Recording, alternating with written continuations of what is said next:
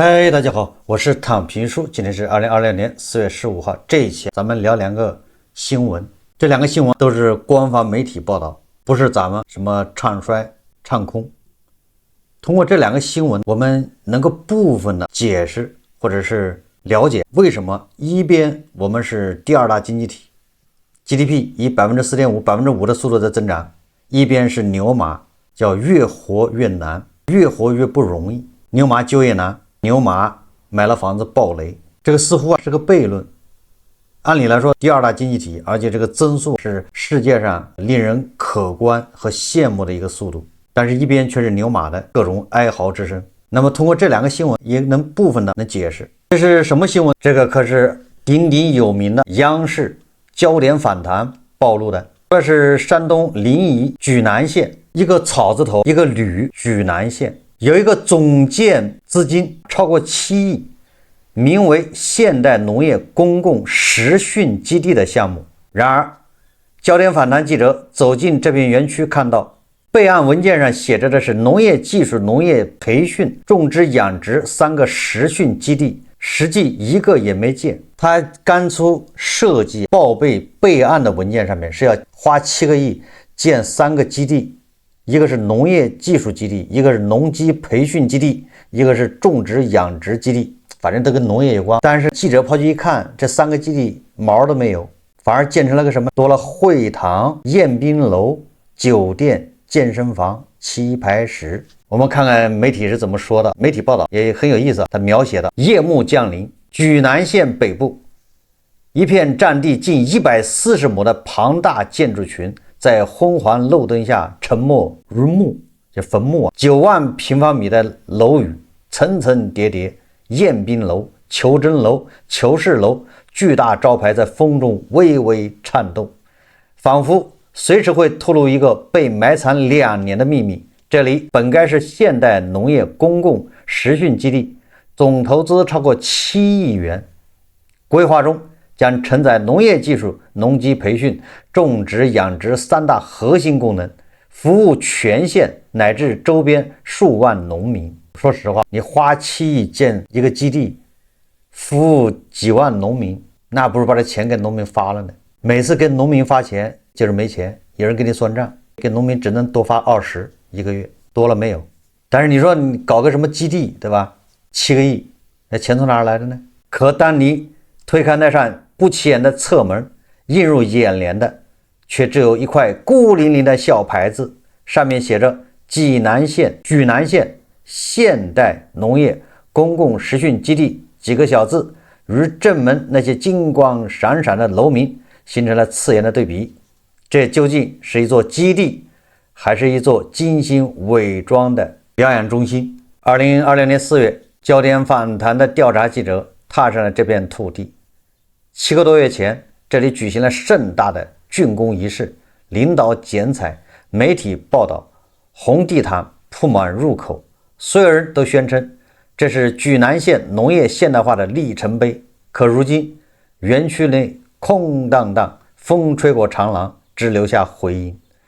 記者走遍每一棟樓，沒有一間教室擺放農機模型，沒有一畝實驗田種植作物，沒有一頭牲畜在養殖區內，唯有與農業沾邊的只剩那塊小牌子，它像一個嘲諷的標記，提醒着每一個來訪者，這裡本該是改變鄉村命運的地方。備案項目文件白紙黑字，建設內容明確為農業技術、農機培訓、種植養殖3大實訓基地。可現場記者在宴賓樓裡發現了一個能同時容納20多人的豪華包間，餐桌經營，吊燈璀璨。培訓需要這麼大的宴會廳嗎？工作人員支支吾吾說這是多功能廳。多功能，為什麼園區核心建築全被命名為求是樓、求真樓、迎賓樓？這些名字更像一座5星級度假酒店，而非農民培訓基地。更令人脊背發涼的是使用記錄，也就是這個基地建成2年了，都用來幹啥了呢？真正與農業沾邊的活動只有10多場，培訓人數遠遠低於規劃中的1.7萬人。農業局內部人士私下透露，一年也就是上千人次，一個100多人的教室就足以滿足全部需求。可縣裡為什麼要砸下7億元建起11棟單體樓，佔地140畝的超級建築群？是誰在層層審批中把農業實訓悄無聲息地改造成了幹部接待中心、老幹部療養中心，是吧？老幹部度假基地，謎團層層加深。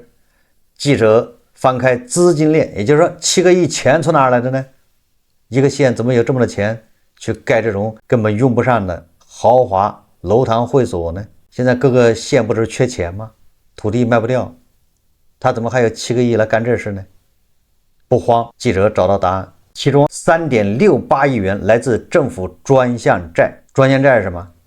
你政府發債借錢來蓋的，這是納稅人的錢，必須專款專用，績效問責。可2023年9月，縣財政局委託第三方做的績效評價報告早已亮起紅燈，原本規劃的3個農業基地一個都沒建，專項債使用與可研內容嚴重不符。正常流程下，財政部門應立即整改核實調整方案，可舉南縣財政局回復令人毛骨悚然，因為有了細微的變化，不需要大的整改。3大實訓基地已經沒了，變成樓堂會所，在他們看來叫細微變化。本來的地方就類似於學校，這個有教室的多功能廳，那種多媒體教室，類似把農民叫去培訓，農機怎麼開，稻子怎麼栽，把麥子怎麼收割，不就这玩意嗎？結果全部變成樓堂會所，結果這叫細微變化。規劃設計圖紙與備案可研報告偏差，更是懸疑高潮。可研報告裡寫得清清楚楚，培訓用房、實訓配套用房、業務技術用房，可實際設計圖裡這些全部消失，取而代之的是酒店式大堂、宴會廳、專家公寓，也不知道什麼人住在裡面。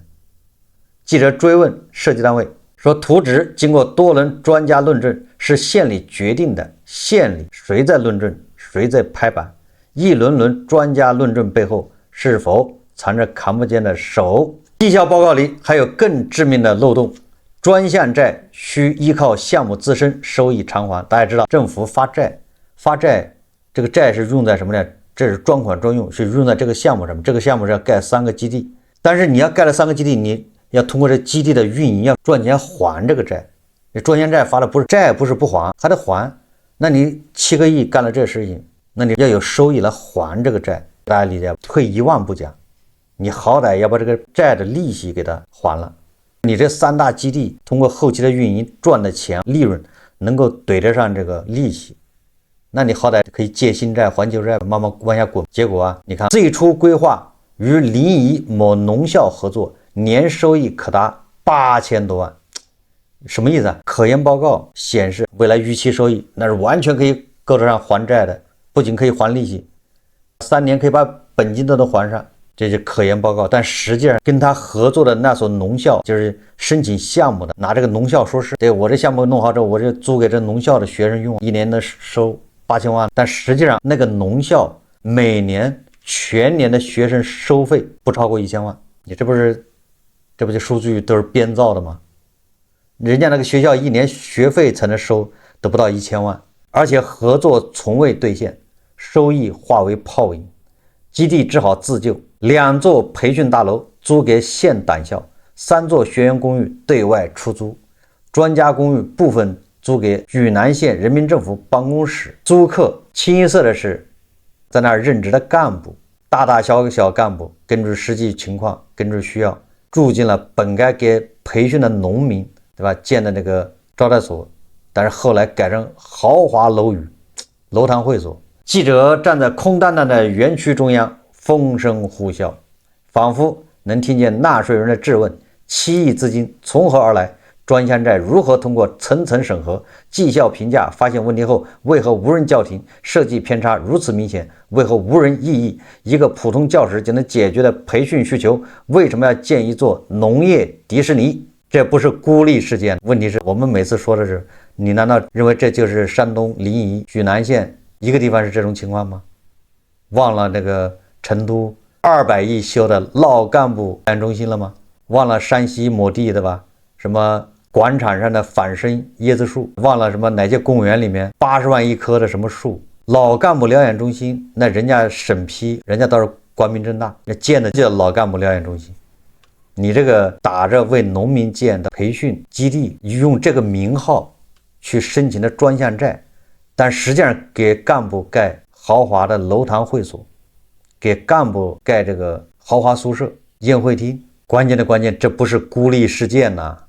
專項債本是國家支持地方發展的利器，卻在這裡變成了遮掩政績的工具。科研報告、設計圖紙、績效評價、資金使用，每一個環節都看似合規，卻在實際執行中被悄然扭曲。是誰在審批鏈條上睜一隻眼閉一隻眼？是誰在細微變化的名義下放任7億資金流向與農業無關的樓堂館所？當外地幹部住進實訓基地時，當農民培訓需求被豪華宴會廳取代時，公共利益又被拋在了哪裡？這個基地更像是一面鏡子，映照出某些地方在追求形象工程時扭曲的邏輯。表面光鮮的建築群背後是空洞的績效，流失的資金，被辜負的農民期待。當記者離開時，天已全黑，園區大門緩緩關閉，燈光已經依次熄滅，只剩那塊小牌子在黑暗中隱隱發光。它在提醒每一個人，這裡曾經有一個叫現代農業公共實訓基地的承諾，而承諾的背後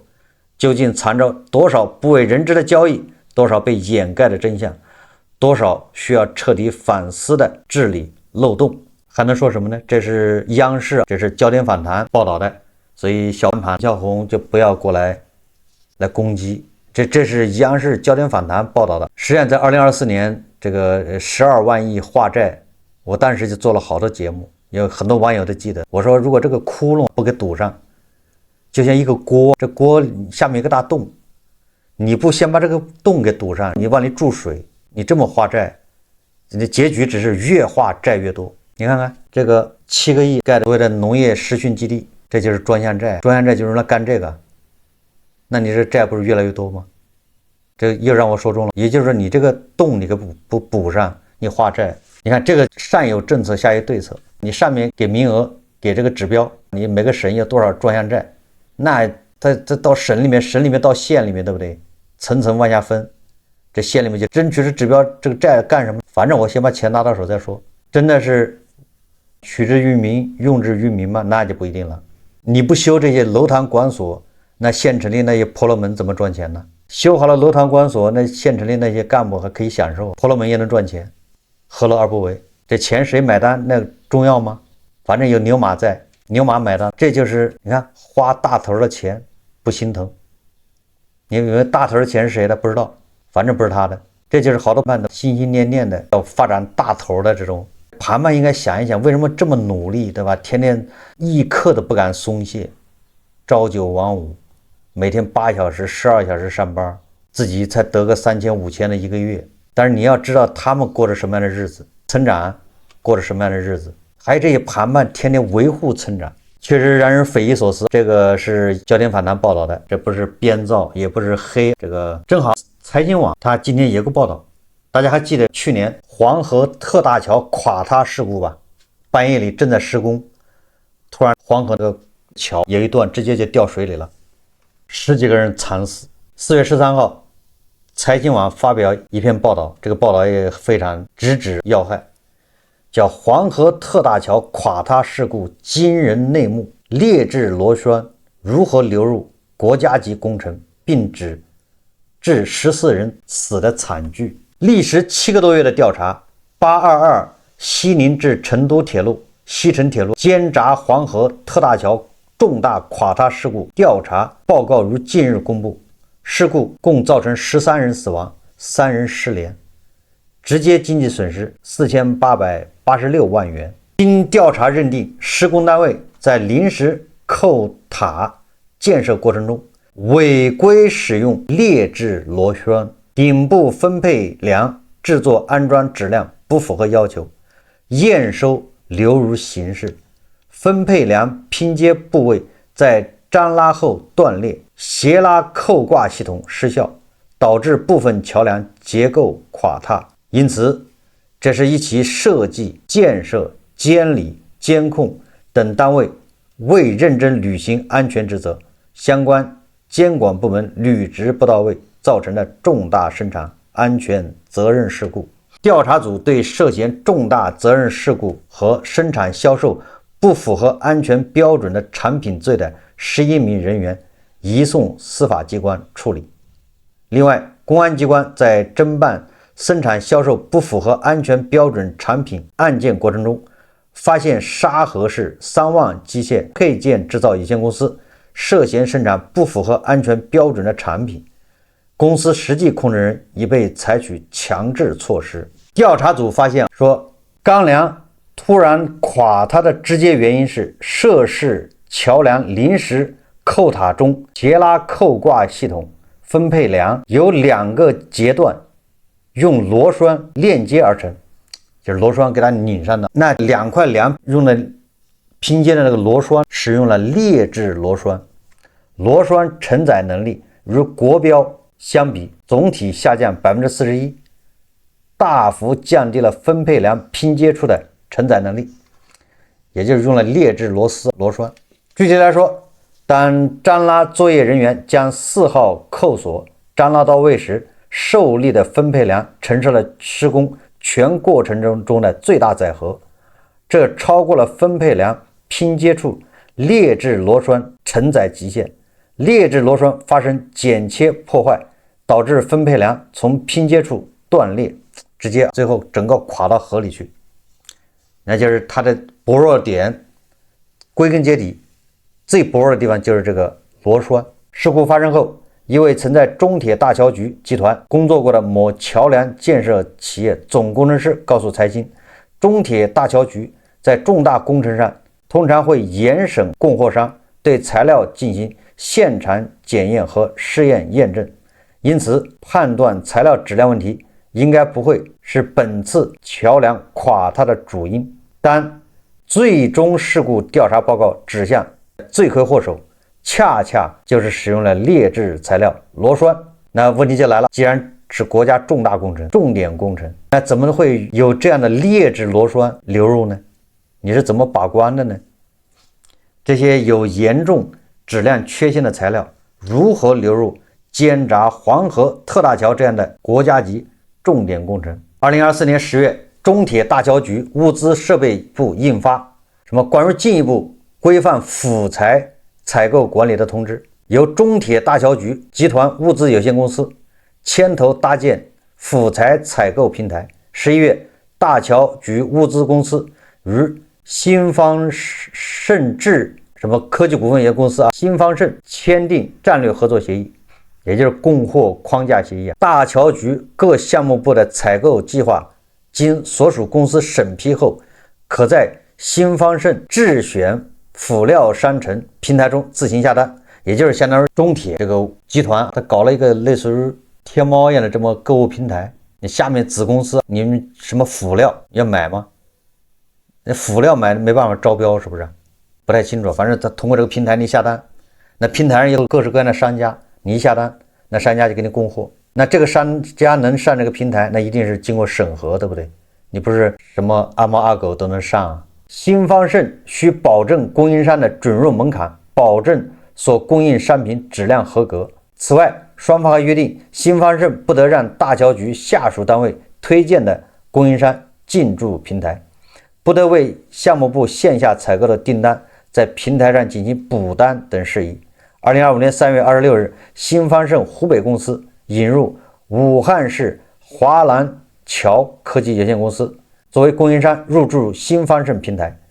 為大橋局所屬項目供應輔材。新方盛則抽取採購金額的 12% 作為平台費。而正是這家武漢華南橋實控人彭強長期向大橋局所屬項目部供應螺栓等建築輔材，但實際上這個所謂的武漢華南橋它也是個皮包公司，該公司無辦公場所，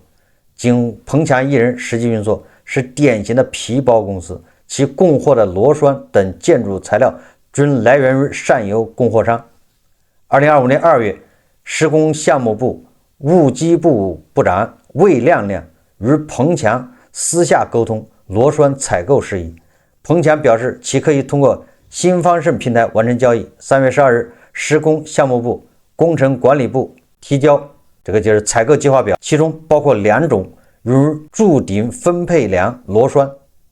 先後經施工項目部、工程管理部部長、商務部長、物機部長、項目總工程師、項目經理審批同意。4月12日，魏亮亮將該採購計劃通過微信發給彭強詢價，達成一致後，4月14日，魏亮亮根據彭強提供的寧波金實力物料編碼，在新方盛平台定向下單寧波金實力品牌螺栓螺母及平墊，並私自使用項目經理張雄的賬號進行項目部層面線上審批，經大橋局7公司物機部部長魯冠南線上審批後，完成向新方盛平台下單。而就在4月12日，彭强接到魏亮亮询價並確定採購需求後，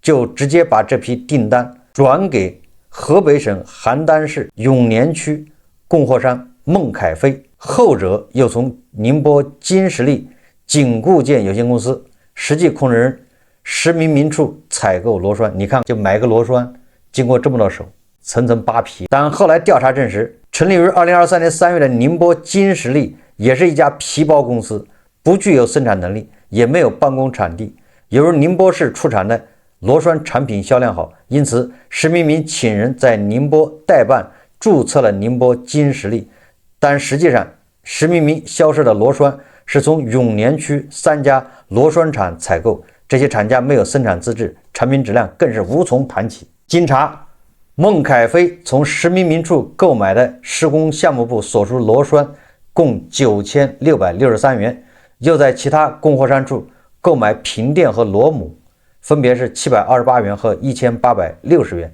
加上1430元運費和1700元稅費，最終以15713元賣給彭強，從中獲利332元。也就是說，孟凱飛從石明明的地方，他其實就賺了332。彭強在孟凱飛報價基礎上增加新方盛平台提點12個點，和自己獲利10%，以19647元價格通過新方盛平台賣給施工項目部。也就是說，這批問題螺栓大橋工程方支付費用是實際採購價的2倍多。財經網發現，彭強的武漢華南所供應材料不僅流入了監察黃河大橋工程，還在2017年4月中標過中鐵大橋局第5工程有限公司扶貧鐵路檢查梯供貨，中標金額552.7萬元。2025年6月，其中標中鐵大橋局第7工程有限公司漢南長江大橋及接線工程標段支座預埋件的供貨，中標金額291萬元。這都是重大工程，都是這哥們供貨。我覺得應該抓人，該槍斃。你要知道多少重大工程都是靠這些東西支撐的啊，以次充好，根本質量就不達標。這就是為什麼稍微的出點事，稍微下一場大雨，橋就垮了。這為什麼？這答案不是顯而易見嗎？2025年11月，中鐵一局集團有限公司曾在招標文件中注明，螺栓不允許使用武漢華南橋寧波金實力提供的產品。可見彭強等人劣質螺栓可能長期且廣泛存在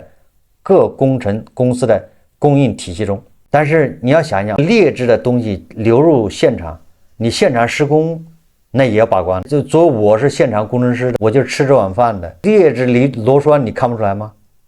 那什麼叫專業啊，對不對？所以說，不過就算劣質螺栓流入了大橋工程現場，如果現場核驗制度能發揮作用，那悲劇本可避免。但最後這一道關卡也失靈，這就讓我想起了湖南長沙一個農民自建房5層房往下一垮，好幾十個年輕的生命，都是好像大學剛畢業的，都在實習的學生。那房子垮之前，好像5、6個人來檢查過，各個部門都來檢查過，危房排查居然都沒排查到。只要有一個人用心，有一個人認真負責，他就不會釀成這麼大的事故。但是很遺憾，你看5、6個人來檢查都就是糊弄。你這個大橋也一樣。2025年4月17號，彭強要求孟凱飛將該批螺栓自河北省邯鄲市永年區發給大橋施工項目部。5天後，這批劣質螺栓送達，由物機部副部長楊光一人接收。他僅清點了數量，未認真查看螺栓外觀質量，沒有發現螺栓光桿長度不符合要求，這螺栓已經生鏽了，螺帽標識不一致等明顯質量問題，也未發現該批螺栓沒有隨貨附帶的產品質量保證書，就驗收入庫，並在新方盛送貨單上簽字確認。至此，這起造成13人死亡、3人失聯的大橋垮塌事故再也無法避免的發生了。事故發生以後，開始他們就慌了，想逃避責任了。施工項目部物機部部長才聯繫彭強索要產品質量保證書。彭強聯繫石明明等人，在打印店中使用美圖秀秀軟件偽造了安全生產許可證、產品質量保證書等材料，而施工項目部則把這些有錯別字、拼音拼寫明顯錯誤的假證書提供給事故調查組，意圖蒙混過關。當然了，除了劣質螺栓之外，你連小孩喝的奶粉都管不明白，你相信這是不是所謂的重大工程？埋到水泥裡面的東西，鬼知道是怎麼整的，只要它不倒，你也不知道，倒了反正也晚了。那很多工程裡面，那裡面的埋在水泥澗裡面的那鋼筋，不僅標號不對，質量不行，有的甚至拿竹竿放裡面替代鋼筋，那什麼事都幹不出來啊！你看，這是黄河特大橋，这是重點工程，就這麼糊弄你相信其他的大橋什麼重大工程、宏偉工程能經得起檢驗嗎？它只是不出事而已，還沒出事而已。這些預算它都是按照這個價格可丁可卯的，這一定是足額給你做的預算，但是他卻要偷工減料，為什麼？因為這省下的錢就是你的利潤，就是相關人員的灰色收入。一個工程40億，真正用在這工程上面恐怕10個億到不了，30億變成利潤，大家每個人都分一點。工程是塊彈人肉嘛？我記得以前有個媒體報道是吧？一共是幾千萬的一個工程，說的是北京什麼地方？延慶還是八達嶺啊？我都忘了。总之那個工程層層轉包，到最後幹活的人好像就5萬塊，但是那個項目總共是幾千萬。你說怎麼能荒唐到這個程度？所以無論是這個因打着農業培訓基地的名號，實際上修的是樓堂會所，到這個國家重大工程原來是豆腐渣。我們多想一想，這個事情它不是說偶發性就這麼一例孤立，像這種重大工程這個被人舉報的偷工減料的多了去了，就連出事的也很多，垮塌的。这讓我又想起了俄羅斯人修那個橋，雖然俄羅斯經濟不咋地，對不對？俄羅斯人也不咋地，但是人家修那個橋還很結實。烏克蘭人拿導彈